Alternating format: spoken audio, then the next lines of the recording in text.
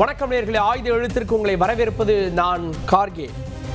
அதிமுக பாஜகவோடு கூட்டணியான்ற கேள்விக்கு நேற்றைய தினம் எடப்பாடி பழனிசாமி அவர்கள் அதிமுக பொதுச் செயலாளர் முற்றுப்புள்ளி வைத்து விட்டார். அதே நேரத்தில் ஒத்த கருத்துடைய கட்சிகள் அப்படின்றது பாஜக தவிர்த்த மற்ற கட்சிகள், அவர்களுக்காக தான் அந்த அழைப்பு அப்படின்னு இபிஎஸ் வெளிப்படையாக தெரிவித்திருக்கிறார். அதே நேரத்தில் ஒத்த கருத்து அப்படின்ற அந்த கருத்தில் நாங்கள் வழிமொழிகிறோம். ஆனால் அதே நேரத்தில் கட்சிகள் உதிரி கட்சிகளாக தனித்தனியாக இல்லாமல் உறுதியாக இருக்க வேண்டும் அப்படின்னு தமிழிசை சவுந்தரராஜன் அவர்கள் தெரிவிக்கிறார். அப்படின்னா எல்லாம் ஒன்றாக இருக்கணும் அப்படின்றத பாஜக தரப்பிலிருந்து அவர் வலியுறுத்துகிறார் அப்படின்ற பார்வையும் வருகிறது. அதே நேரத்தில் எங்களோடு கூட்டணிக்கு யார் வேணுமா வரலாம், ஆட்சியில் பங்கு அப்படின்னு ஏற்கனவே விஜய் அறிவித்திருக்கிறார். பாஜக அதிமுகவோடு சேர நினைக்கிறதா, விரும்புகிறதா? அதிமுக இல்லை அப்படின்னு மறுத்திருக்கிறது. இப்படியெல்லாம் அதிமுக பாஜக தாவேக்கா அப்படின்னு கேள்விகள் போயிட்டு இருக்கப்போ தொடர்ந்து கள ஆய்வுக்கு முதலமைச்சர் செல்கிறார். கூட்டணி கட்சிகளோடு பேச்சுவார்த்தை நடத்துகிறார். 200 தொகுதி இலக்கை அடைவதில் தீவிரம் காட்டுவதாக திமுக தரப்பிலிருந்து வரக்கூடிய தகவல்கள். 2026 திமுகவை வீழ்த்துமா, அதிமுகவினுடைய கூட்டணி வியூகம், அதிமுகவுடைய கூட்டணி வியூகம் என்ன அப்படின்ற கேள்வியோடு விவாதிக்கிறோம். சிறப்பு விருந்தினர்கள் இணைகிறார்கள். மூத்த பத்திரிகையாளர் திரு பிரிய, நிகழ்ச்சிக்கு அவரை வரவேற்கிறேன். அதே போல அரசியல் விமர்சகர் திரு பொங்கலூர் மணிகண்டன், அவரை நிகழ்ச்சிக்கு வரவேற்கிறேன். தொடர்ந்து மற்ற விருந்தினர்கள் மார்க்சிஸ்ட் கம்யூனிஸ்ட் கட்சியிலிருந்து பேராசிரியர் திரு அருணன் அவர்கள், அவரையும் நிகழ்ச்சிக்கு வரவேற்கிறேன். தமிழக வெற்றிக் கழகத்திலிருந்து செய்தி தொடர்பாளர் திரு வீர விக்னேஸ்வரன், அவரையும் நிகழ்ச்சிக்கு வரவேற்கிறேன். திமுக தரப்பிலிருந்து செய்தி தொடர்பாளர் திரு சேலம் தரணிதரன், அவரையும் நிகழ்ச்சிக்கு வரவேற்கிறேன். நான் முதல்ல திரு பொங்கலூர் மணிகண்டன், இபிஎஸ் அதிமுக பாஜக கூட்டணி இல்லை, பாஜக தவிர யார் வேணால் வரலாம் அப்படின்ட்டாரு. ஆனால் பாஜக இல்லை, சீமான் கூட்டணிக்கு போகிறது தற்கொலைன்னு சொல்லிட்டார். திமுக கூட்டணி இன்டாக்டாக இருக்கு. ஆனால் ஒத்த கருத்துடைய கட்சிகளுக்கு அழைப்பு அப்படின்றார். யார் அழைக்கிறார்? இல்லைங்க, முதல்ல ஊடகங்கள் அதிமுக மீது மிகுந்த பாசம் நினைக்கிறேன். ஏன்னா தொடர்ச்சியாக அதிமுகவை பற்றி பேசலன்னு சொன்னால் ஊடகங்களுக்கு ஒரு என்ன சொல்கிறாங்க, ஊடகங்களுக்கு ஒரு பிரதான எதிர்கட்சி சார் மறுக்கலைங்க. ஆனால் தொடர்ந்து ஒவ்வொரு நாளும் அதிமுக பாஜக கூட்டணி அமைக்குமா அமைக்காது இதையே பேசணும். மருத்துவர் கத்தி குத்து ஒரு நாள் பேசுனீங்க, ஒரு நாள் மீதி நாளில் என்ன பேசணும்னு பாருங்க. ஒன்று. இரண்டாவது, இப்போ மாண்புமிகு எதிர்கட்சி தலைவர் மிக தெளிவான அறிவிப்பை எப்போ சொன்னாருங்க? போன 2024 தேர்தலுக்கு முன்பாகவே சொல்லிட்டார். சொல்லிய பிறகு கூட மீண்டும் மீண்டும் கூட்டணி இருக்குதா இல்லையா, வருமா போகுமாங்கிறது இது யாரை நோக்கி இந்த வினாக்கள் எழுக்கப்படுதுன்னு தெரியல. இல்லை இன்னைக்கு அவர் சொன்னது அவர் தெளிவுபடுத்திட்டு நம்மளும் சொல்லிட்டோம், பாஜகவோட கூட்டணி இல்லை. நான் சொன்ன ஒத்த கருத்து அப்படின்றது எங்களோட கூட்டணிக்கு வரக்கூடியவங்க. யார் அழைக்கிறார் அப்படின்ற கேள்வி. யார் அழைக்கிறான்னு சொன்னாங்க? திமுகவை விரும்பாத கட்சிகள், திமுகவை எதிர்க்கிற கட்சிகள். அதில் பாஜக வருமானம் எடுத்து கேட்பீங்க. பாஜக இல்லைன்னு அவர் சொல்ல கேட்க மாட்டேன். இல்லை, ஏன்னா பாஜக இல்லைங்கிறது ஒன்று. பாஜக திமுக அல்லாத கட்சிகள் அதிமுகவோடு இணையலாம். இப்போ நீங்கள் தேர்தலுக்கு இன்னும் 1.5 நாடுகள் இருக்குங்க. இப்போ அதுக்கு முன்பாகவே நீங்கள் இப்படி யார் வருவா, எப்படி அமைப்பீங்க அப்படின்னு கேட்குற கேள்வியில் என்ன சிக்கல்னா வெளிப்படையாக சொல்ல முடியாது. ஏன்னா தேர்தல் அறிவித்த பிறகு கூட கூட்டணி இறுதியாக வாய்ப்பு இருக்கிறது. இப்போ யாரெல்லாம் வருவாங்கிற சமிக்கை வந்துக்கிட்டு தான் இருக்குது. அது வெளியில் சொல்ல முடியாது. இப்போ தேர்தலுக்கான அனைத்து வியூகங்களையும் அதிமுக அமைத்து விட்டதுங்களா உண்மை. இப்போவே நிச்சயமாக அமைச்சிட்டாங்க. எல்லோரும் பேசிக் கொண்டிருக்கிறார்கள். யார் என்று இப்போ சொல்லக்கூடாது, சொல்ல முடியாது. ஏன்னா எதிர்கட்சி தலைவர் அதிமுக பொதுச் செயலாளர் மிக தெளிவாக சொன்னார். அதாவது இப்படிருந்தே சொன்னோம்னா அல்லது அமைச்சோம்னா அது கடைசி வரை நீடிக்காதுன்னு சொன்னார். அப்போ அந்த வகையில் தேர்தல் அறிவித்த பிறகு இந்த கூட்டணி என்னுடைய சந்தேகத்துக்கு 2024 மெகா கூட்டணி அப்படின்னாரு, அது அமையலை. தேமுதிக வந்தது, எஸ்டிபிஐ வந்தது, அவங்களோட தான் போட்டியிட வேண்டிய சூழல், புதிய தமிழகம்லாம் வந்தாங்க. அப்போ அதே மாதிரியா இல்லை இந்த முறை நிச்சயமா மெகா கூட்டணி அதிமுக அமைக்குமா? ஏன்னா சட்டமன்ற தேர்தல் அதில் ஒரு விஷயம் புரிஞ்சுக்குங்க. அதாவது மெகா கூட்டணி அமைப்போம்னு சொன்னார். மெகா கூட்டணி எல்லாமே அமைச்சிருப்பாங்க. ஏன் தள்ளி போச்சு கேட்குறீங்கன்னா, பாஜகவை வேண்டாம் என்று அதிமுக ஒதுக்கிய பிறகுதான் இந்த பிரச்சனையும் வந்தது. இப்போ பாஜக அதிமுக வேண்டாம்னு சொல்லல, பாஜகவை தான் அதிமுக வேண்டாம்னு சொல்லுச்சு. அப்படியே அதோட சில கட்சிகள் வந்திருந்ததுன்னா என்ன மத்தியில் அமைச்சராகலாம் அல்லது வெவ்வேறு ஆசைகள் காட்டப்பட்டது, அதை நம்பி சிலர் போனாங்களோ இல்லையா, அதனாலதான் அந்த கூட்டணி வரலைங்க. அந்த கூட்டணி எல்லாம் இருந்திருப்பாங்க. அதிமுக என்ன விரும்பியதோ என்ன சொல்ல நினைச்சதோ எல்லாமே ஏற்றுக்கொண்டு வருவதற்கு தயாராக இருந்தாங்க. ஆனால் அதிமுக தான் தள்ளி வைத்து ஒதுக்கி வைத்தது. இப்போ அந்த நிலைமை இல்லை. அன்றைக்கு நிலைமை வேறு. இன்றைக்கு 2024 வரக்கூடிய தேர்தல் என்பது முதலமைச்சர் யார், எடப்பாடியாரா திரு ஸ்டாலினா, இந்த 2 நிலைப்பாட்டில் தேர்தலை சந்திக்க போகிறோம். அப்போ இதை நோக்கி பயணிக்கிற போது நீங்கள் சொல்லுங்கள், திரு ஏசி சண்முகமோ இல்லை பாமகவோ இல்லை இருக்கிற அந்த கூட்டணி கட்சிகளோ தனித்து நின்று பாஜக சேர்ந்து ஒரே ஒரு எம்எல்ஏ ஆக முடியுமான்னு சொல்லுங்க. எந்த தொழில் ஆக முடியும் சொல்லுங்க. ஆக முடியுமா? அப்போ அவர்கள் வந்து வெறுமனே தேர்தலில் வாக்கு வங்கி மட்டும் நிரூபித்து காட்டினால் போதும் என்று முடிவெடுத்தாங்கன்னா எல்லாத்துக்கும் வயசாயிடுச்சு. நான் உண்மையை வெளிப்படை சொல்கிறேன். முடியுங்களா? எத்தனை நாளைக்கு நீங்கள் வந்து எம்எல்ஏ கட்சியில் இருக்க முடியும்? அப்படி அல்ல, வெற்றி ஒன்று தான் முக்கியம். அப்போ வெற்றி வேண்டும் என்று சொன்னால் நிச்சயமாக அதிமுக முடியாதுங்க. கேப்போ திரு சேலம் தரணிதரன் ரகசியமா பேசுறதெல்லாம் வெளிப்படையில் சொல்லுவாங்களா? இந்த முறை பேச்சை தொடங்கி விட்டோம் அப்படின்னு அதிமுக சொல்கிறது. எடப்பாடி பழனிசாமி அவர்களுடைய பேச்சுமதை உணர்த்தலையா? ஒத்த கருத்துடைய கட்சிகள் அப்படின்னு அவருடைய அழைப்பு யாருக்கானதுன்னு தெரியலையா? திமுகவுக்கு ஒரு மெகா கூட்டணிக்கான முனைப்பு அதிமுக இருக்கதா பார்க்கலையா? சார், முதல்ல ஒத்த கருத்துன்னா என்ன? அது என்ன ஒத்த கருத்து உங்களுக்கு? பாஜக இருக்க ஒரே கருத்து ஃபேசிசம், அதிமுக கருத்து கலெக்ஷன் கமிஷன் கரப்ஷன். இப்போ நிறையா பேர் வந்து பேசுகிறாங்கல்ல, எடப்பாடியாகவும் இருக்கட்டும், இல்லை கேபி முனுசாமியாக இருக்கட்டும், இல்லை ஜெயக்குமாராக இருக்கட்டும், இவங்க பேசுகிற யாருலேயுமே ஒரு கன்சிஸ்டன்சி இல்லையா? ஒவ்வொருத்தரும் ஒன்று சொல்கிறாங்க. நேற்று ஒன்று சொல்லியிருக்காரு. இதே எடப்பாடி வந்து இப்போ இந்த ஞாயிற்றுக்கிழமை இந்த கேள்வியை கேட்டபோது என்ன சொல்கிறாரு? வெப்பமாக வைக்க மாட்டேன்னு சொல்லிட்டு போயிருக்கலாமே. அதெல்லாம் இப்போ சொல்ல முடியாது, தேர்தலுக்கு 2 மாதத்துக்கு முன்னாடி தான் சொல்ல முடியும், 1 மாதத்துக்கு முன்னாடி சொல்ல முடியுங்கிறாரு. அதுக்கப்புறம் அப்புறம் கேபி முனுசாமி பாஜக இதுலயே ஒரு கிளாரிட்டி இல்லையே, ஒரு கன்ஃபியூஷன் தானே இருக்கு. ஏங்க 10ஆம் தேதி என்ன சொன்னான்னு பாருங்க. 11ஆம் தேதி ஜெயக்குமார் சொல்றாரு, 12ஆம் தேதி வந்து கேபி முனுசாமி வந்து சொல்றாரு இந்த ரகசியத்தில் இப்போ சொல்ல முடியாதுங்கிறாங்க. அதனால வந்து நம்ம வந்து அவங்க சொல்றதெல்லாம் ஒரு விஷயமா நம்மளால எடுத்துக்க முடியாது. சரிங்களா? என்னை பொறுத்த வரைக்கும் இப்போ 2 விஷயம் சார். அதிமுக பாஜகவோட கூட்டணி வைக்குமா வைக்காதான்னு ஒரு கேள்வி. 2வது அப்படி கூட்டணி அவங்க அதிமுக வச்சாலும் ஜெயிப்பாங்களா ஜெயிக்க மாட்டாங்களா, வைக்கலாம் ஜெயிப்பாங்களா, இதான் கேள்வி. ஸோ அதிமுக பாஜக கூட்டணி வைப்பாங்களா மாட்டாங்களான்னா அவங்க கடைசி நேரத்தில் அவங்களுக்கு வந்து இங்கே ஊழல் பண்ணணும். அதனால யாரோடனாலும் கூட்டணி வைப்பாங்க. அவர் காலில் விழுந்து முதலமைச்சர் ஆனாரு. அது விஷயம் கிடையாது.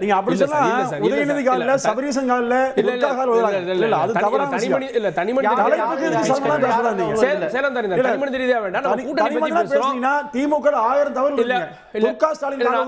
ஒரு அமைச்சர் போய் வேணாம்னு சொல்லிட்டேன். இல்ல நம்ம கூட்டணி விஷயத்துக்கு வந்துருவோம். இல்ல நான் என்ன கேட்கிறேன், ஒரு எதிர்க்கட்சி அப்படின்றப்போ 26 வந்து சட்டமன்ற தேர்தல், அதை தாண்டி ஆட்சி அமைத்திருக்கக்கூடிய முன்பு அமைத்த கட்சி அவங்க பிற கட்சிகள் அப்படியே விட்டுருவாங்களா, பேசாம இருப்பாங்களா? இன்னைக்கு இருக்க மாதிரி அதிமுக இருந்துன்னு சொல்ல முடியுமா? இல்ல சார், இப்போ நான் சொல்ற விஷயம் சொல்றேன் தெளிவா. இப்ப வந்து களம் எப்படி இருக்குன்னா, எங்க தலைவர் தளபதி MK ஸ்டாலின் சூ அப்படிங்கிறது தான் வந்து அரசியல் களம். அது ஆப்போசிஷன் இப்போ இல்லை. ஆப்போசிஷன் வந்து ஸ்பேஸ் எம்டியாக தான் இருக்குது. இது எல்லாருமே ஒத்துக்கிட்ட கருத்து. 2019 தேர்தலும் ஜெயிச்சோம், 21 தேர்தலும் ஜெயிச்சோம், உள்ளாட்சி தேர்தல் ஜெயிச்சோம், 24 தேர்தல் ஜெயிச்சோம். அதுக்கு இல்லாமல் 3 பை எலெக்ஷன் இருந்தது, அதையும் ஜெயிச்சோம். ஸோ எங்கள் தலைவர் கீழே வந்து எங்களுக்கு ஒரு தோல்வி கூட கிடையாது. ஆனால் எடப்பாடி அவர்கள் எடுத்துக்கிட்டிங்கன்னா தொடர்ந்து தோல்வி. அவர் தலைமை ஏற்றதுக்கப்புறம் அவங்க ஒரு தேர்தல் கூட ஜெயிக்கல. அது 21 இருக்கட்டும், 19 இருக்கட்டும், 24 இருக்கட்டும், 22 உள்ளாட்சி தேர்தலாக இருக்கட்டும், அவங்க ஜெயிக்கல. வெற்றி மிகப்பெரிய எதிர்க்கட்சியாக அதிமுக வந்து அதை எப்படி தோல்வி சொல்லுவீங்க? ஜெயிச்சமா தோத்தா? இல்ல இல்ல, வெறும் 3 லட்சம் வாக்குகள்ல திமுக வென்றிருக்க வித்தியாசத்துல எப்படி சொல்றீங்க? ஏங்க நான் 160 சீட் வாங்கணும், 160 சீட் வாங்கணும். அப்பனா 2016ல வந்து 98 எம்எல்ஏ எங்களுக்கு இருந்தாங்க. அப்பனா நீங்க வந்து தோல்வி ஒத்துக்கிறீங்களா? 2016ல வந்து 2016 சரி சார், அதான் தேர்தல் நாங்க தாங்க ஜெயிச்சிருக்கோம். நான் என்ன கேட்கிறேன், இந்த இயல்பு இதெல்லாம் திரு இபிஎஸ்க்கு தெரியாம இருக்கும். அவருக்கும் தெரியும் 26 தேர்தல் ரொம்ப கடுமையானதா இருக்கும் அப்படின்னு. அப்போ பகீரத முயற்சிகள் அனைத்தையும் மேற்கொள்வார், ராஜதந்திரம் அனைத்தையும் மேற்கொள்வார்ல. அப்போ சில கட்சிகளை அவரால் ஈர்க்க முடியாதுன்னு நினைக்கிறீங்களா? இல்லை சார், அதான் சார் நான் சொல்ல வர விஷயம் என்னன்னா, எங்கள் கூட்டணி ஸ்ட்ராங்காக இருக்குது. 2017 இப்போ வரைக்கும் 7 வருஷமா கூட்டணி ஸ்ட்ராங்கா இருக்கு. ஏன்னா இது கொள்கை கூட்டணி. இந்தியாவோட ஜனநாயகத்தை காப்பாற்றணும், சமத்துவத்தை காப்பாற்றணும், மாநில சுயாட்சியை காப்பாற்றணும் அப்படின்னு ஆரம்பிச்ச ஒரு கூட்டணி. இது வந்து ஒரு தேர்தல் சந்திக்கிறதுக்கு ஆரம்பிச்ச கூட்டணி கிடையாது. இந்த நாட்டோட பாசிசத்துல இருந்து இந்த நாட்டை காப்பாற்ற ஆரம்பிச்ச கூட்டணி. அதனால இந்த கூட்டணி இன்டாக்டா இருக்கு. வேற எங்க கூட்டணி அவங்களுக்கு சேர வாய்ப்பு இருக்கு? அப்படி சேர்ந்தாலும் அவங்க எங்க ஜெயிக்க வாய்ப்பு இருக்கு? இந்த 2024 தேர்தல் எடுத்துட்டீங்கன்னா, அது சட்டமன்றமா பிரிச்சிங்கன்னா 221 தொகுதியில் நாங்கள் ஜெயிக்கிறோம். 224ல எங்களுக்கு நாங்கள் திமுக போட்டியிட்ட 22 தொகுதியில் எங்கள் வாக்கு சதவீதம் 48%. எவ்வளோ? 48%. அந்த தொகுதியில் வந்து நீங்கள் அதிமுக பாஜக மற்ற கட்சியெல்லாம் சேர்ந்தீங்கன்னா கூட 40% வரல. அப்படி இருக்கும்போது கூட்டணி வச்சாலுமே வந்து எங்களுக்கு 8% 10% லீட் இருக்கு. அதுவும் அதிமுக எடுத்துட்டீங்கன்னா கிட்டத்தட்ட 12 பாராளுமன்ற தொகுதியில 3வது இடம். கன்னியாகுமரி, நார்த் மெட்ராஸ்ல நாம் தமிழரோட போட்டி போட்டிருக்காங்க 4வது இடத்துக்கு. அந்த அளவுக்கு ஒரு மோசமான நிலைமையில இருக்காங்க. அதுக்கு காரணம் வந்து அவங்க 2011 20 வரைக்கும் கொடுத்த மோசமான ஒரு ஆட்சி. நாங்க வந்து இப்ப 2021 24 வரைக்கும் கொடுக்குற சிறப்பான ஆட்சி. இந்த மாதிரி சூழ்நிலை இருக்கும்போது இப்ப இந்த கூட்டணிக்குள்ள போறது, கூட்டணி அவங்களுக்கு யாருமே இல்லையே. அவங்க தேமுதிக தவிர அவங்க எந்த கட்சி யாருமே இல்லையே. கேட்போம் தானே பேசலாம். திரு பிரியன் அவர்கள்ட்ட. திரு பிரியன், எடப்பாடி பழனிசாமி அவர்களுடைய அழைப்பு யாருக்கானது? ஏன்னா திமுக கூட்டணி இன்டாக்டா இருக்கு. ஆனா அதே நேரத்தில் இபிஎஸ் சொல்றாரு இல்ல அங்க அதிருப்தி குரல்கள் வெளிவர தொடங்கி விட்டது அப்படின்னு. சீமான் கூட்டணி இல்லை அப்படின்றது உறுதியா சொல்றாரு. சீமானு விஜயும் ஒரே இடத்துல இருக்க முடியாது அப்படின்றது இப்போதைய சூழல்கள்ல தெரியுது. அப்போ இந்த அழைப்பை யாருக்கு விடுறாரு இபிஎஸ்? இல்லை, இப்போ இபிஎஸ் அழைப்பு விடுறது ஒரு பக்கம் இருக்கலாம். விஜய் அழைப்பு யாருக்கு விட்டாருன்னு ஒரு கேள்வி இருக்குல்ல. நம்மளை நம்பி நிறைய பேர் வரலாம், அவர்களை எல்லாம் அரவணைத்துக் கொள்ள வேண்டாமா அப்படின்லாம் கேட்டார்ல. அது யாருக்கானது? ஆக்சுவலாக அது திமுகவில் உள்ள விடுதலை சிறுத்தைகள் குறி வச்சு சொன்ன ஒரு விஷயம் தான் நான் பார்க்குறேன் ஆக்சுவலாக இருக்குது. ஸோ அது மாதிரி இவர் வந்து எடப்பாடி வந்து நிச்சயமாக வந்து அவருடைய குறின்றது வந்து விஜய் கட்சியை வந்து எய்ம் பண்ணி தான் அவர் சொல்கிறார். அவரை விஜய், பாமக, தேமுதிக இந்த கட்சி கூட்டணி அமையும். அப்போ பாஜக விட்டுருங்க. ஒரு கேள்வி தரணிதரன் கரெக்டாக கேட்டார். ஞாயிற்றுக்கிழமை ராத்திரி இன்டர்வியூ கொடுக்கும்போது ஒரு பொதுச் செயலாளர் தெளிவாக பாஜகவோட கூட்டணி கிடையவே கிடையாதுன்னு தெளிவாக சொல்லியிருக்கணும். ஒரு 15 மணி நேரம் கழித்து ஜெயக்குமார் சொன்னதை ஒரு 15 மணி நேரம் முன்னாடி எடப்பாடியே சொல்லியிருக்கலாம். அந்த குழப்பத்துக்கு அவர் ஏன் அந்த குழப்பத்தை உருவாக்கினார் தெரியாது. அவரே சொல்கிற மாதிரி எலெக்ஷனுக்கு இன்னும் 15 மாதம் இருக்குது, என்னென்ன மாதிரி சூழ்நிலைகள் அமையும் அதெல்லாம் தெரியாதுன்றார். அப்போ அந்த சூழ்நிலைகள் மாறி பாஜகவோட கூட்டணி அமையலாம் அப்படின்னு சொன்னால் அவர் எடப்பாடி தமிழிசை சொல்றாங்க. எடப்பாடி எலெக்ஷன் ரொம்ப லாங் டைம் இருக்கு. வந்து பாஜக அதிமுக கூட்டணிக்கு ஒர்க் பண்றாங்க. அவங்க ஒர்க் பண்றாங்கன்னு சொல்லலாம். She is working for that. Okay, work பண்றாங்க. அது மெட்டீரியலைஸ் ஆகாத தெரியாது. பாஜக நிறைய பேர் ஒர்க் பண்றாங்க, அதிமுகலையும் ஒர்க் பண்றாங்க. அதிமுகலையும் ஒர்க் பண்றாங்க சார். எடப்பாடியோட இப்ப சொல்லலாம் அதிமுகலையும் ஒர்க் பண்ணலாம். அதிமுக அல்வா சார் உண்மை இல்லை. நீங்க சொல்லுங்க இல்ல இருவேறு கருத்துக்கள் இருக்கு அப்படினா இல்ல நீங்க மறுங்க. சார் சொல்றதுல இல்ல நீங்க மறுங்க. 15 மணி நேரம் சார் சொல்லீங்களா? எடப்பாடியார் வந்து ஏற்கனவே அடிச்சு சத்தியம் பண்ணியே சொல்றாரு. மீண்டும் சொன்னீங்கன்னா வேலுமணி அவர்கள் சொல்றது அதிமுக பாஜகவும் சேர்ந்தா வெற்றி அப்படின்னு வேலுமணி அவர்களே சொல்றாங்க. சார் ஒண்ணுல நான் சொல்றேன் சார். ஒரு நிமிஷம் சொன்ன பிறகு பதில் சொல்லுங்க. அரசியல்ல இந்த சத்தியம்லாம் வந்து அவனும் நம்ப மாட்டான். என் வாழ்நாளில் இனிமேல் நான் வந்து பாஜகவோட கூட்டணியை வைக்க மாட்டேன். ஜெயலலிதா எந்த இன்டர்வியூல சொல்லியிருக்காங்க. என்னோட இன்டர்வியூல நான் பார்த்தபோது தேர்தல் பிரச்சாரத்தில் மிஸ்டர் கேட்டுக்கோங்க, I will not have any alliance with BJP. 99 எலெக்ஷன்ல பிரச்சாரத்துக்கு அவங்க கவர் பண்ண போகும்போது என்ன சொன்னாங்க? 2004 இதெல்லாம் இந்த சத்தியம் கிட்டியும் இந்த உறுதிமொழி இதெல்லாம் அரசியல் எடுபடாது சார்.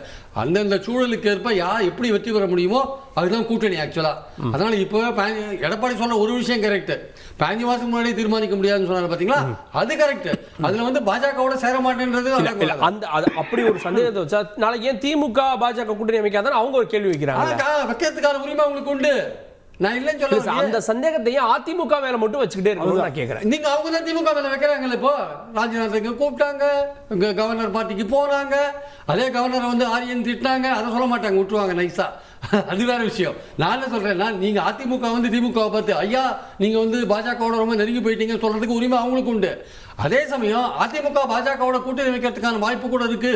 15 மாசம் கழிச்சு என்ன வேணா நடக்கலாம்னு சொல்றதுக்கான அந்த கருத்துரிமை நமக்கு உண்டு இல்லையா? அதை நீங்க மறுத்துட்டு போகலாம், அது வேற விஷயம். ஆனால் பொதுவான கருத்து என்னன்னா, அதிமுகலையும் பாஜகலையும் ரெண்டு தரப்பிலையுமே நம்ம சேர்ந்தா பெட்டர்னு நினைக்கிறவங்க இருக்கதான் செய்யறாங்க. அது ஒர்க் பண்ண இருக்கதான் செய்யறாங்க, அதை வந்து மறுக்க முடியாது. ஆனால் பாஜக இவங்களுக்கு ஐடியலான கூட்டணி விஜயை பொறுத்து தான். இந்த விஜய் என்ற புது பிளேயர் வந்தவொடனே தான் அந்த விஷயங்கள் வருது ஆக்சுவலா. இப்போ விஜய் வந்து என்ன பண்ண போறாருன்ற ஒரு கேள்வி முக்கியமா வருது. அவர் தனியா போறாரா, இல்லை ஒரு திமுக கூட்டணியிலேருந்து யாராவது வருவாங்கன்னு காத்துட்டு இருக்காரா, இல்லை அவர் வந்து அதிமுக பாமக தேமுதிகன்ற ஒரு கூட்டணியை செட்டப் பண்ணுறாரா, பாஜக தனியாக கேட்டுவிட்டா பாஜகவோட யார் இருப்பாங்க, இந்த மாதிரி விஷயங்கள்லாம் இருக்கு. அப்போ திமுகவுக்கு எதிராக வந்து நாலு அணிகள் இருந்தால் ஓட்டுகள் பிரியுமே, திமுக அட்வான்டேஜாக வருமே, இந்த மாதிரி விஷயம் இருக்குல்ல. இதுக்கு ஒரு சொல்யூஷன் கொடுக்க வேண்டியது, இந்த பல முனைகளை சுருக்க வேண்டியது அல்லது இதுக்கு ஒரு தீர்வுன்றது யாருடைய கையில் இருக்குன்னு நினைக்கிறீங்க? அது வந்து என்ன கேட்டால் வந்து பாஜக, விஜய், அதிமுக 3 பேர் கையிலுமே இருக்கு. 3 பேர் கையிலுமே இருக்கு. அது எப்படி பண்ணுவாங்க? ஆனால் விஜய்க்கு வந்து பாஜக கொள்கை எதிரி சேர்க்க மாட்டார். அதிமுக பாஜகவை தற்போதைக்கு சேர்க்க மாட்டேன்றாங்க. விஜய் தனியாக போகிறதுன்னு முடிவு எடுத்து வச்சுக்கோங்க.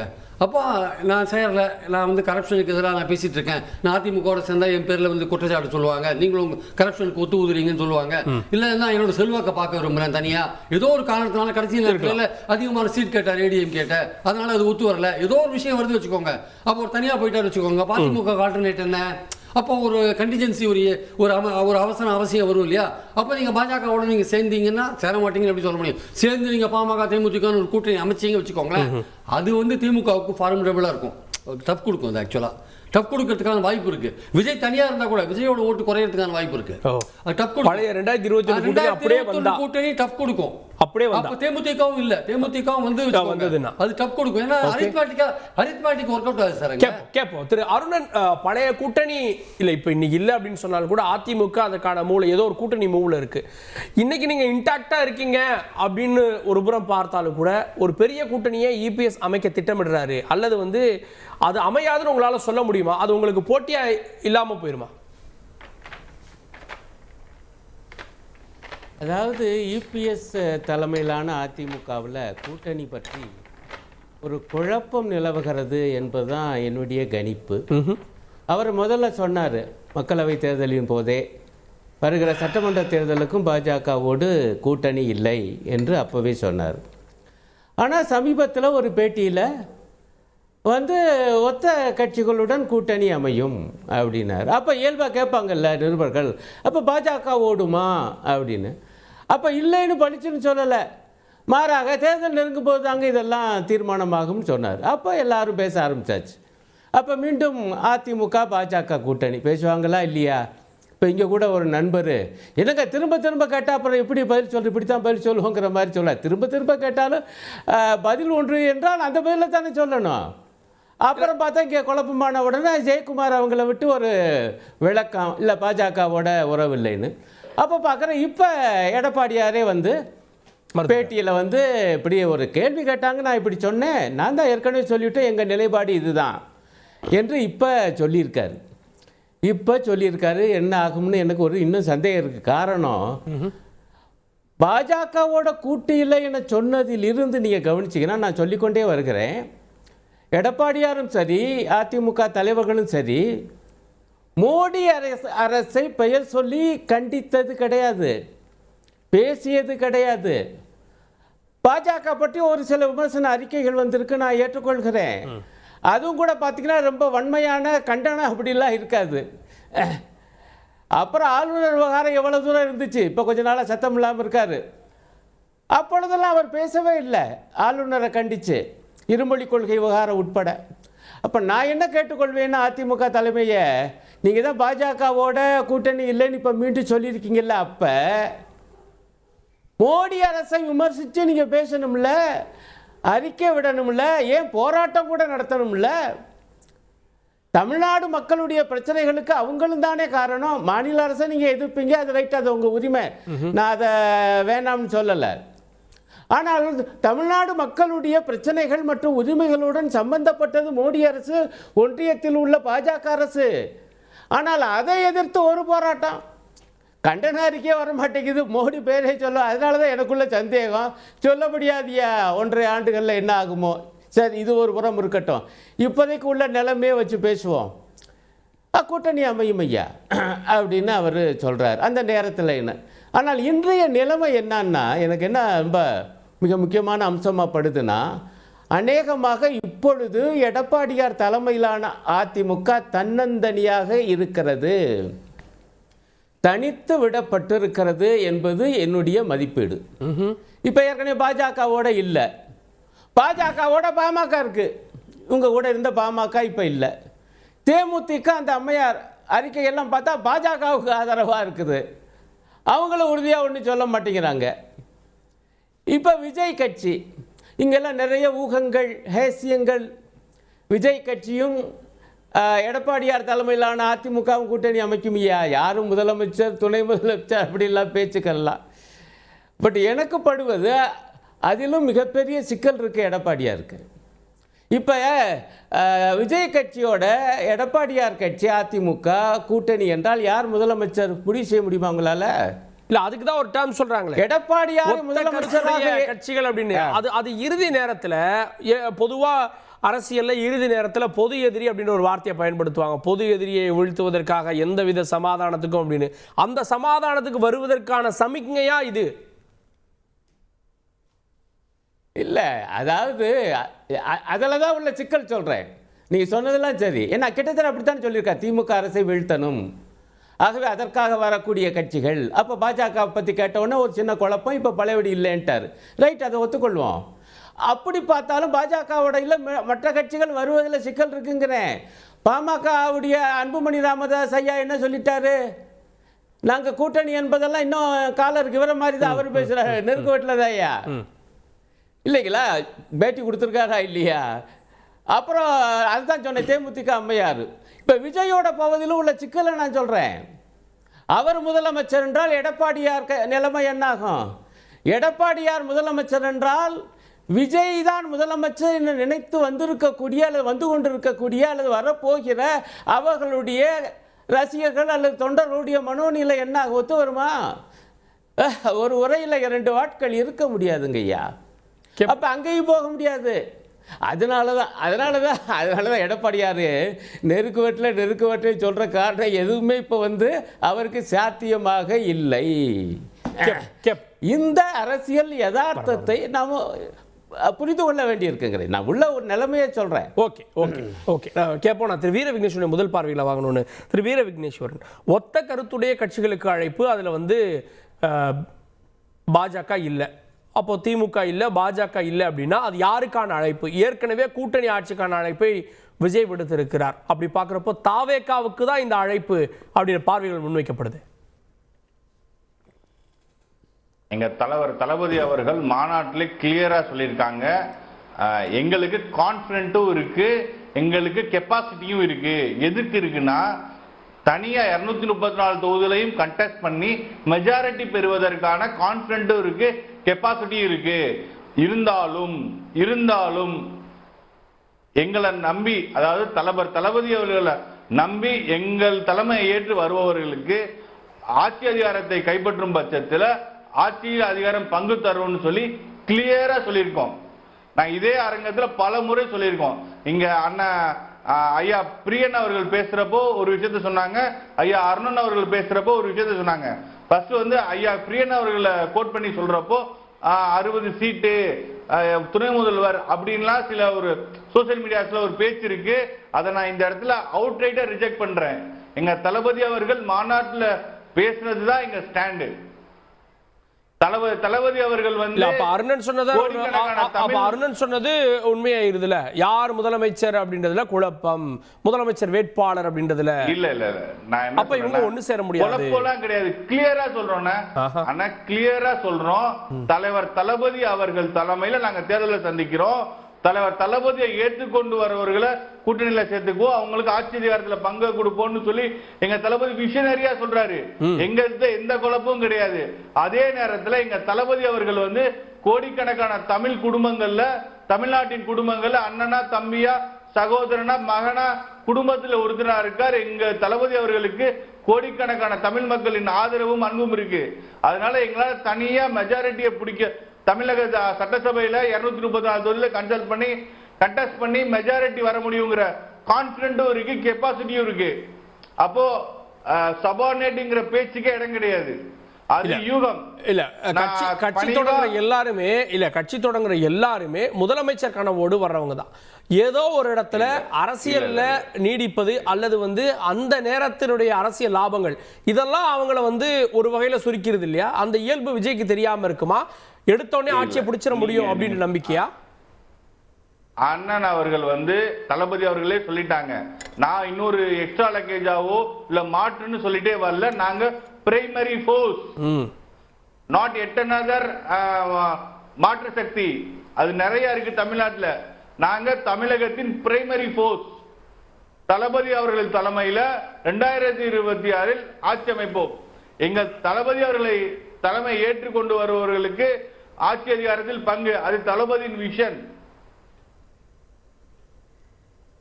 நாங்க எந்த விஷயத்திலையும் கிளியர் கட்டா கிறிஸ்டல் கிளியரா சொல்லியிருக்கோம். இன்னொரு விஷயத்தை சொல்லிக்கிறேன். சில அரசியல் விமர்சகருங்கிற பேர்ல சிலர் உள்நோக்கத்தோட சில கருத்துக்களை பதிவிடுறாங்க. நாங்க பலம் நிரூபிக்கலன்னு. எம்ஜிஆர் அவர்கள், புரட்சி தலைவர் எம்ஜிஆர் அவர்கள் 77 எலெக்ஷனை கண்டெஸ்ட் பண்றப்ப அவர் 30% ஓட்டு எடுத்தாரு. அப்போ லெப்ட் பார்ட்டிஸ் இருந்தாங்க, ஃபார்வர்ட் பிளாக் இருந்தாங்க. ஃபர்ஸ்ட் எலெக்ஷன்ல ஜெயிச்சாரு.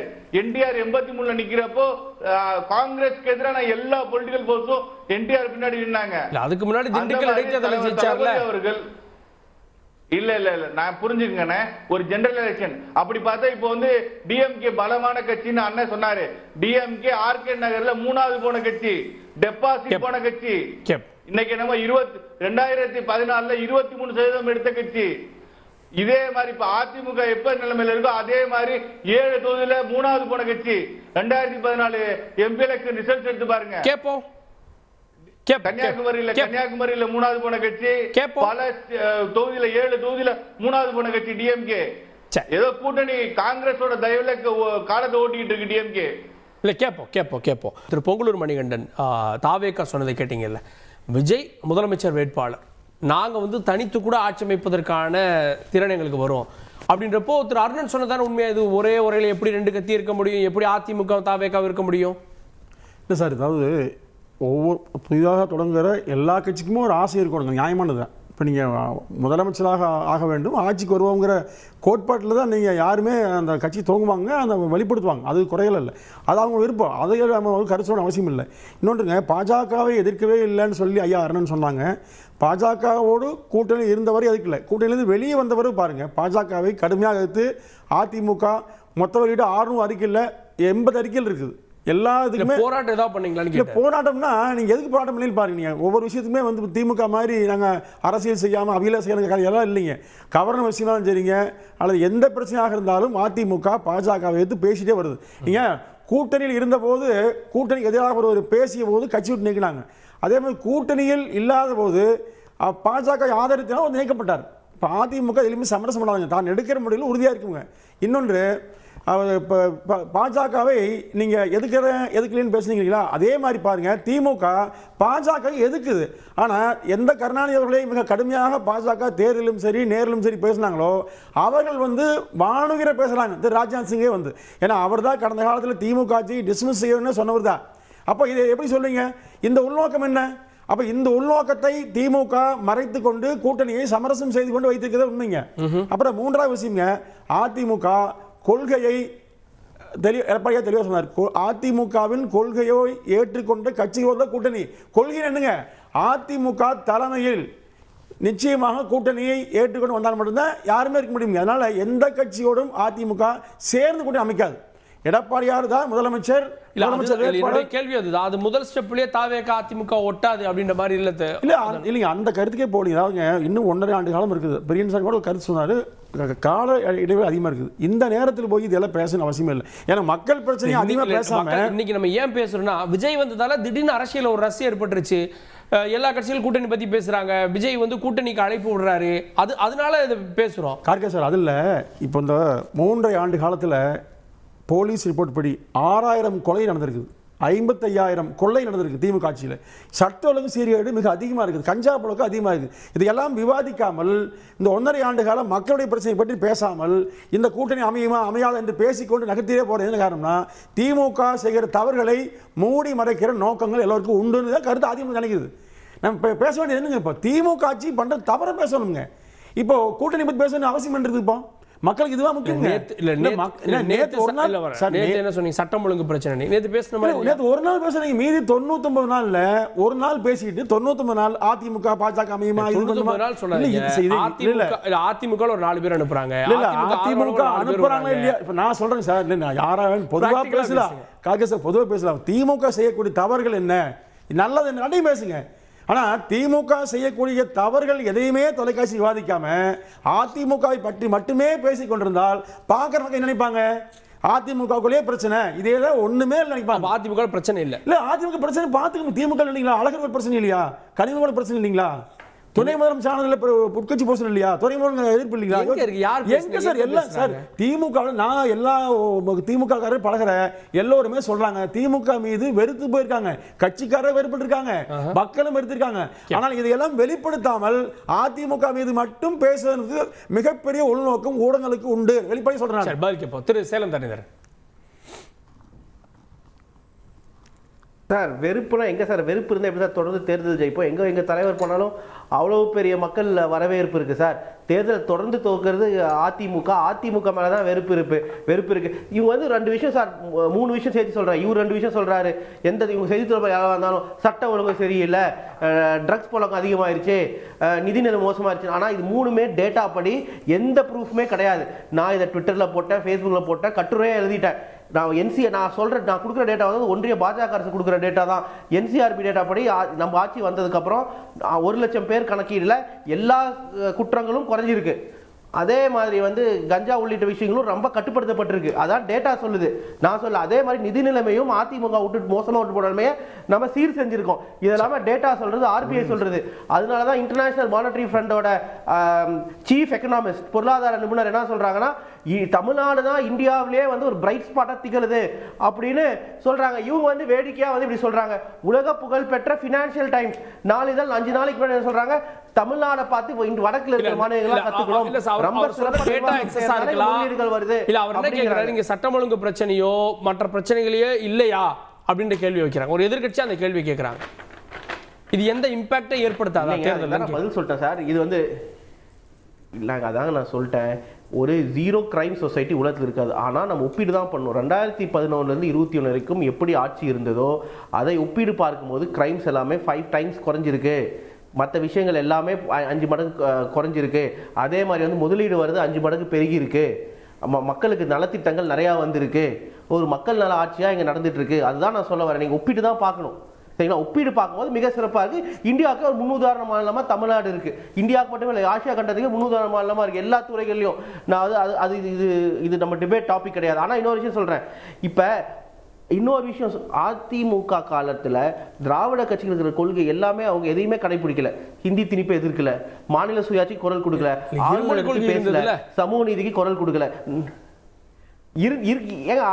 பாஜக என்ன பண்ணு நினைச்சாலும் எல்லாமே வந்தது. அவங்க ஆட்சி இன்னும் தொடர்ந்து இருந்ததுன்னா புதிய கல்விக் கொள்கையும் வந்திருக்கும். உதாரணம் சொல்றேன், ஆளுநர் இருந்தார் அப்ப புரோஹித் அவர்கள் வந்து விருதுநகர்ல போய் இன்ஸ்பெக்ஷன் பண்ணணும்னு போறாரு. அப்ப இப்ப இருக்க நம்ம முதலமைச்சர், அப்ப எதிர்க்கட்சி தலைவர், அவரு சொன்னாரு இது ஆளுநர் வேலை கிடையாது, இது வந்து மாநில சுயாட்சிக்கு எதிரானதுன்னு.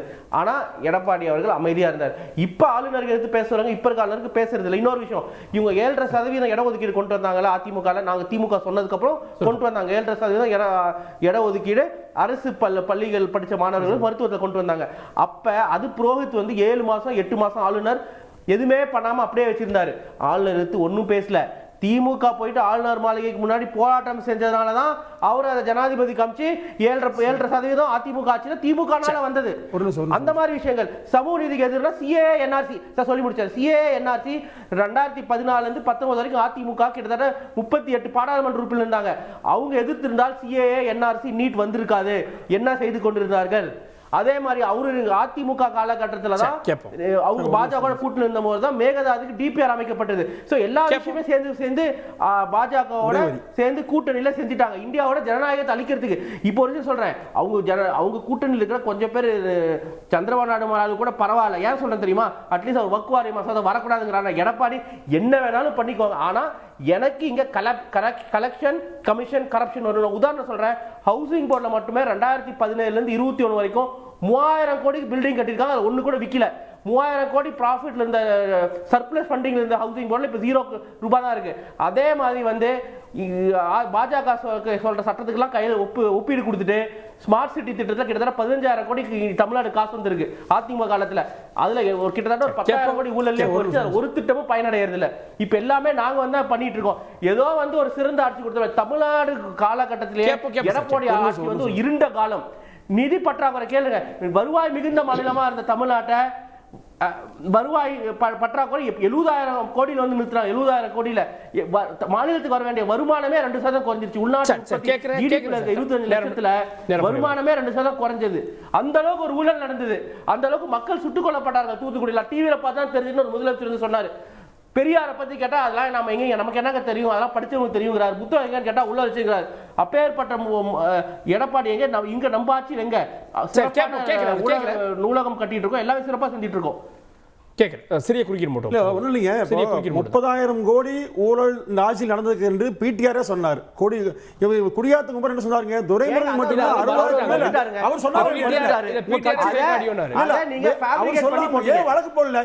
அதே மாதிரி நீட் பத்தி பேச திமுக எப்பவாவது 7.5 பதிலா 10 மாத்தினீங்களா? எதுவுமே செய்யாம வெறும் வாயில சாதனை என்ன வெற்றி விளம்பரத்தை தவிர திமுக ஒன்றுமே செய்யாம மக்களை மாணவர்களுக்கு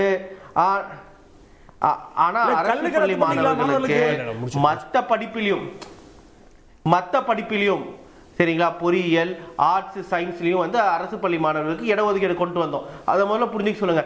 அதே மாதிரி மாணவர்களுக்கு எண்ணற்ற திட்டம். அரசு பள்ளியில் படிக்கிற மாணவர்கள் ஒன்றிய அரசு கல்லூரி ஐஐடி எய்ம்ஸ் போன்ற கல்லூரியில் சேர்ந்தா அனைத்து செலவும் அரசே இருக்குன்னு கொண்டு வந்தோம். அதே மாதிரி வந்து புதுமை பெண் திட்டம், அரசு பள்ளியிலிருந்து கல்லூரிக்கு போனா மாதந்தோறும் 1000 ரூபாய். அதே இந்த மாதிரி என்ன திட்டம் நீங்க என்ன திட்டம் கொண்டு வந்தீங்க அதிமுக ஆட்சியில?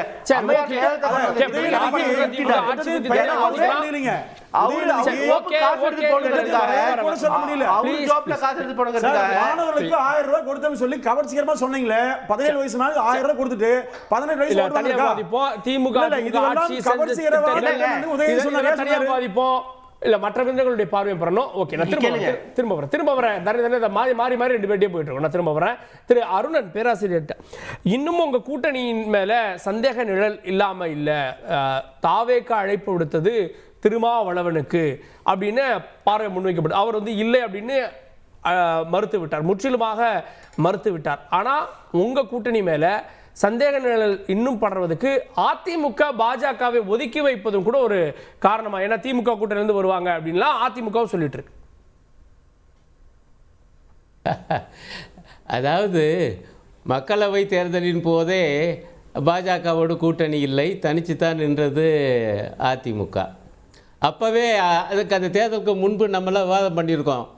அதிமுக தலைமையில் மெகா கூட்டணி அமைய போகுது, திமுக கூட்டணியிலிருந்து கட்சிகள் எல்லாம் வரப்போகிறாங்க, ஏன்னா நாங்கள் பாஜகவோட கூட்டணி இல்லைன்னு சொல்லிட்டோம், சிறுபான்மை வாக்குகள் எல்லாம் எங்களுக்கு தான் வரப்போகுது என்று அவர் எவ்வளவு ஆனந்தமாக அறிக்கைகள்லாம் விட்டார், பேசினார், பேட்டியெல்லாம் கொடுத்தார் என்பதை நாம் அறிவோம்.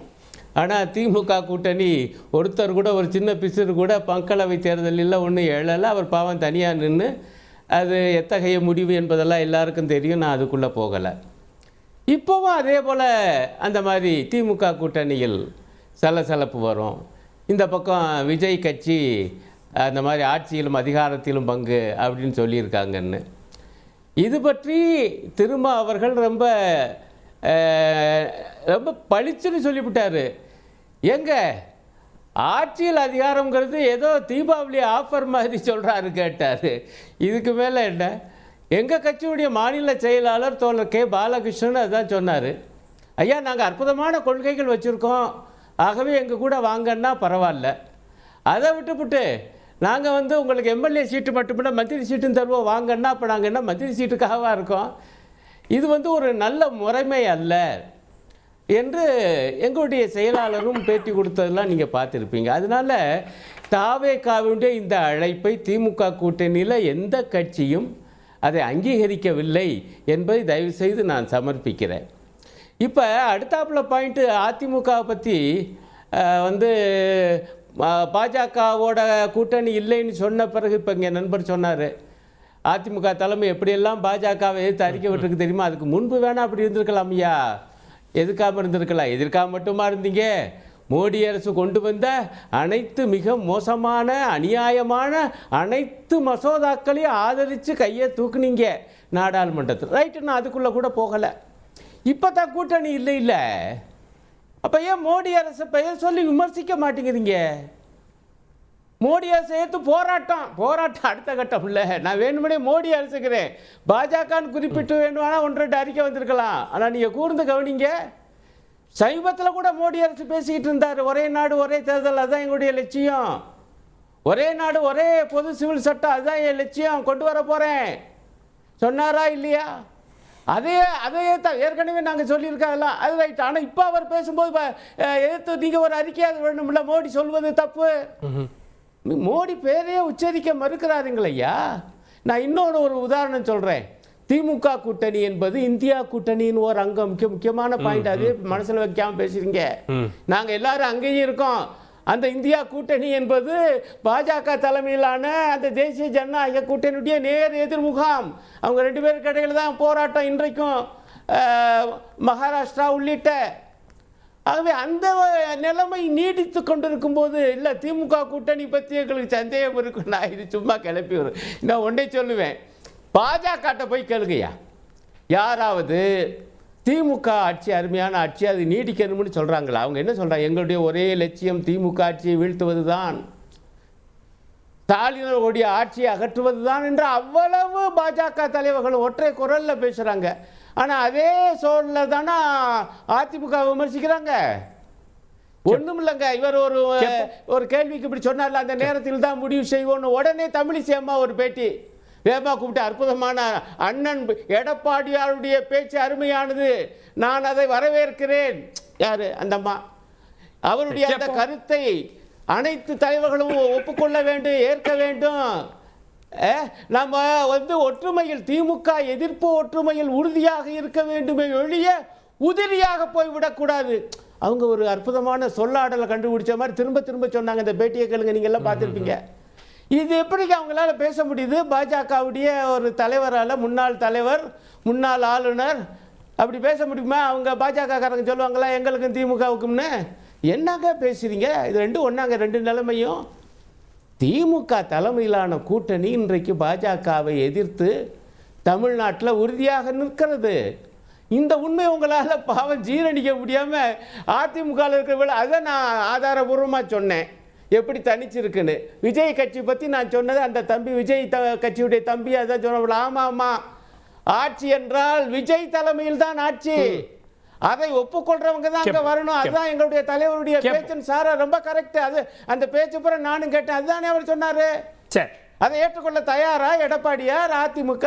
அப்புறம் எப்படி அவங்களோட சேருவீங்க? அப்புறம் மிச்ச கட்சிகள் நிலைமை பூரா நான் சொல்லிவிட்டேன். அங்கதான் குழப்பம். அதனால ஒரு கூட்டணியில் குழப்பம் இல்லைன்னு சொல்ல முடியாது, கூட்டணி இருந்தா தடையா குழப்பம். ஓகே, கேட்போம் பிரியன்ட்ட. இது 5 முனை போட்டியை நோக்கி தான் நகர்கிறதா அப்படின்ற ஒரு கேள்வி இருக்கு. ஏன்னா சீமான் அவர்கள் சொன்ன அந்த கூட்டணி வைப்பது தற்கொலைக்கு சமம் அப்படின்ட்டார். இங்கே யார் முதலமைச்சர் அப்படின்ற அந்த கேள்வி வருகிறப்போ அதிமுக தாவேக தனித்து நிற்குமா அப்படின்ற கேள்வி. பாஜகவை தள்ளி வைக்கிறது அதிமுக. இது ஆப்வியஸாக 5 முனை போட்டியை நோக்கி தான் நகர்கிறது. ஆமாம், அந்த 5 முனை போட்டியில் பார்த்தீங்கன்னா உங்களுக்கு ஆன்டி பிஜேபி ரோல் எடுக்கிறது. சீமானும் ஆன்டி பிஜேபி ரோல் எடுக்கிறாரு, விஜயும் ஆன்டி பிஜேபி ரோல் எடுக்கிறாரு. இப்போ அதிமுகவும் ஆன்டி பிஜேபி ரோல் எடுக்க வேண்டிய கட்டாயத்துக்கு தள்ளப்படுவாங்க. அவங்க எடுக்கிறாங்களா, சீரியஸாக எடுக்கிறாங்களா, இதுமாதிரி தான் பொறுத்து இருந்து பார்க்கணும். அப்படி வரும்பொழுது பாஜகவுக்கு எதிர்ப்பு ஓட்டுகளே 3ஆக பிரியும். பாஜகவுக்கு எதிர்ப்பு ஓட்டுகளே 3ஆக பிரியும். அப்படி பிரியும் பொழுது அது யாருக்குமே ஒரு வெற்றிக்கான ஒரு வழியை நம்பகத்தன்மை இருக்குல்ல. இப்போ அதிமுக வெளியில் வந்தது, பாஜக எதிர்க்கிறாங்கன்னு அந்த ஓட்டு வந்ததா அவங்களுக்கு? இல்லை, சிறுபான்மை வரல. ஆக்சுவலாக அவங்க பாஜக விட்டு வெளியில் வந்துமே அவங்களுக்கு பெனிஃபிட். விஜய் வந்தாலும் அது போயிருமாங்க, பயனடையலை. இல்லை, ஆனால் விஜய் இப்போ எடுத்த உடனே பாஜக குறி வச்சு தாக்குறாருல்ல அவர் இப்போ அவரோட தீர்மானங்கள்லாம் பார்த்தீங்கன்னா பாஜகவை நேரடியாக அட்டாக் பண்ண ஆரம்பிச்சிட்டார்.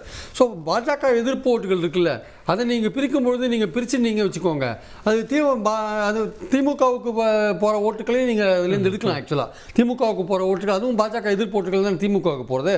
அந்த ஓட்டுக்களை இவங்களும் பாஜக எதிர்ப்பு பண்ணாங்கன்னா அந்த ஓட்டுக்களை இவங்களும் எடுக்கலாம். ஆனால் பாஜகவை சீரியஸாக எதிர்க்கிறது யாருன்னு ஒரு விஷயம் இருக்குல்ல, இவங்க தான்ப்பா இந்தியா கூட்டணி தான் பாஜகவை எதிர்க்கும் அப்படின்னு வாக்காளர் நினச்சிட்டாருன்னா, தமிழ்நாட்டில் ஒரு ஆன்டி பிஜேபி ஓட் பேங்க் ஒன்று இருக்குது.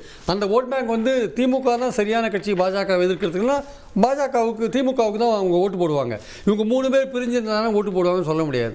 அதே மாதிரி பார்த்தீங்கன்னா ஆன்டி டிஎம்கே போஸ்டர் எடுக்குது. ஆன்டி டிஎம்கே விஜயும் எடுக்கிறாரு, சீமானும் எடுக்கிறாரு, அதிமுகவும் எடுக்குது. அங்கேயும் ஓட்டுகள் 3ஆக பிரியுது. ஸோ பாஜக வந்து தனித்து விடப்படும் போது இந்த 3+1 4 வந்து இந்த விஷயங்கள் இவங்களுக்கு ஆன்டி பிஜேபி பண்ணியும் ஓட்டு பிரியுது, ஆன்டி டிஎம்கே அந்த ஓட்டும் பிரியுது.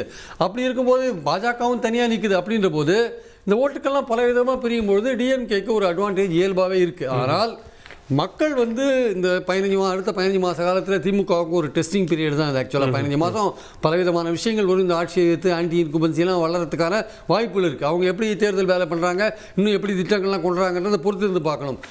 இந்த திமுகவை எதிர்த்து ஒரு கன்ஸ்ட்ரக்டிவான ஒரு கூர்மையான ஒரு ஆப்போசிஷன் வந்து இன்னும் வந்து இங்கே டெவலப் ஆகலை. இல்லை கூர்மையான ஒரு கூட்டணி திமுக எதிர்ப்பு தான் இன்னும் அது இன்னும் கூர்மைப்படலை. ஆக்சுவலாக அது தாவேகா பண்ணுறதா இருக்கட்டும், அதிமுக பண்ணுறதா இருக்கட்டும், அல்லது பாஜக பண்ணுறதா இருக்கட்டும், ஈவன் சீமான் பண்ணுறதா இருக்கட்டும், திமுகவை எதிர்த்து ஒரு கூர்மைப்படுத்தப்பட்ட ஒரு விமர்சனங்கள். இப்போ அதிமுகவே 3 வருஷமாக திமுக ஆட்சியை பார்த்துட்டு இருக்கு.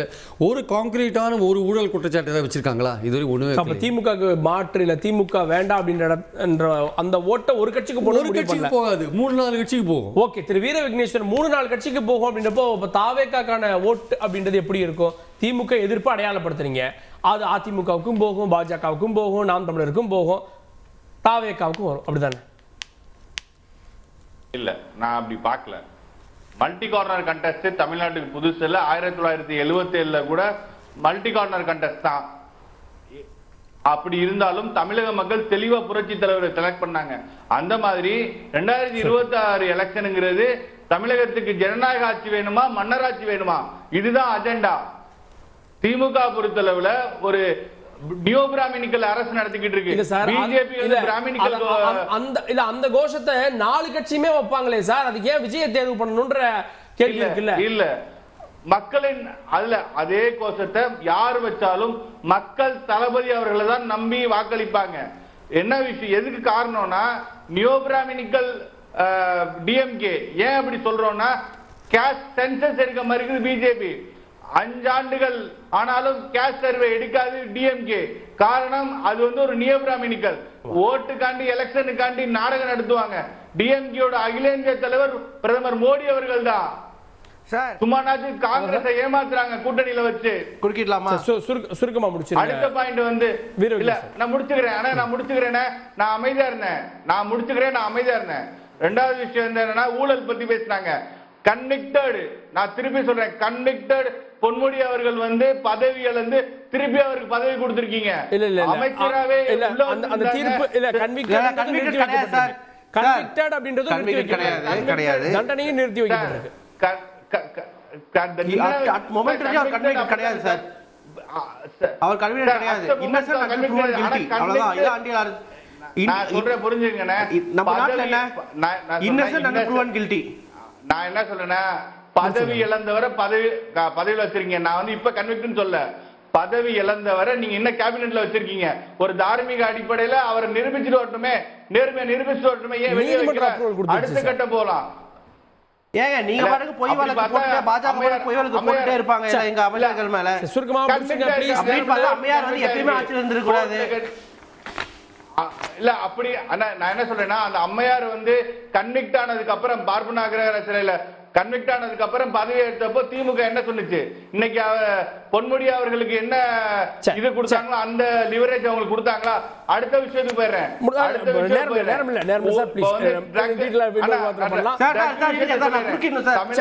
பட்டியலிட்டே போனாரு, நீங்க நேரம் தரேன்னு சொன்னீங்க சார். பட்டியலிட்டே போனாரு, எனக்கு நேரம் தரேன்னு சொன்னீங்க. ஒரு ட்ரக்ஸோட கிங்பின் வந்து சிஎம்எஸ் வச்சிருக்காரு விக்னேஸ்வரன். என்ன வேணாலும் சொல்லலாம். பேசி முடிச்சிடுறேன். ட்ரக்ஸோட கிங்பின் வந்து சிஎம்எஸ் வச்சிருக்காரு சார். இருப்பா, நான் பேசிடுறேன். கிடையாது.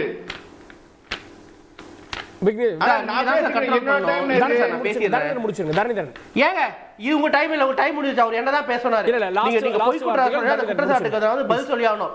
நான் வந்து குற்றச்சாட்டுக்கு பதில் சொல்லி ஆகணும். முதல்ல அந்த மொமெண்ட் அவருக்கு வந்து எந்த கன்விக்ஷன் ஒரு பேர்ல கிடையாது. அவர் இன்னசென்ட், அவர் வந்து இன்னசென்ட். நீங்க வந்து முடிக்கலன்னா அடுத்த 1 மணி நேரம் நீங்க பேசிட்டே இருப்பீங்கன்னா ப்ரோக்ராம் அவங்க முடிக்கணும். அதே மாதிரி காஸ்ட் சென்சஸ் வந்து ஒன்றிய அரசு நடத்தணும். ஒன்றிய அரசு தான் காஸ்ட் சென்சஸ் நடத்தணும். ஆனால் இந்தியாவிலே வந்து 69% இடஒதுக்கீடு இருக்கு தமிழ்நாட்டுல. தமிழ்நாட்டுல இடஒதுக்கீடு இருக்கு. 60 உள் இடஒதுக்கீடு கொடுத்து திராவிட முன்னேற்ற கழகம். எம்பிசி ஒரு கிளாசிபிகேஷன் உருவாக்குறது திராவிட முன்னேற்ற கழகம். நாங்க செஞ்ச என்ன காசு சென்சஸ் பண்ண மாட்டோம்னா நாங்க பண்ண தயாரா தான் இருக்கோம். நீங்க தெளிவா புரிஞ்சுக்கோங்க. ஒன்றிய அரசு பண்ணுவாங்க. ஒன்றிய அரசு சென்சஸ் பண்ணும். முதல்ல அரசியல் படுத்துக்கோங்க. சரிங்களா? ஓகே ஓகே ஓகே ஓகே, அது உங்க இறுதி கருத்தா எடுத்துக்கிறேன். 69% எந்த மாநிலத்துல இருக்கு? தமிழ்நாடு தவிர சொல்லுங்க பாப்போம். அது யார் கொண்டு வந்தா? ஓகே ஓகே தரேன். நிறைய பேசலாம். ஏன்னா 1.5 வருஷம் இருக்கு. அரசியல் அரங்கத்தில் என்னென்ன மாற்றங்கள் ஏற்பட போகுது, அது வந்து தேர்தல் அரசியல் எதிரொலிக்குமானதை பொறுத்துன்னு பார்க்கலாம். விவாதத்தில் இணைந்த சிறப்பு விருந்தினர்கள் அனைவருக்கும் நன்றி. பார்த்தவங்களுக்கும் நன்றி நேயர்களே. இத்துடன் ஆயுத எழுத்து நிறைவடைகிறது.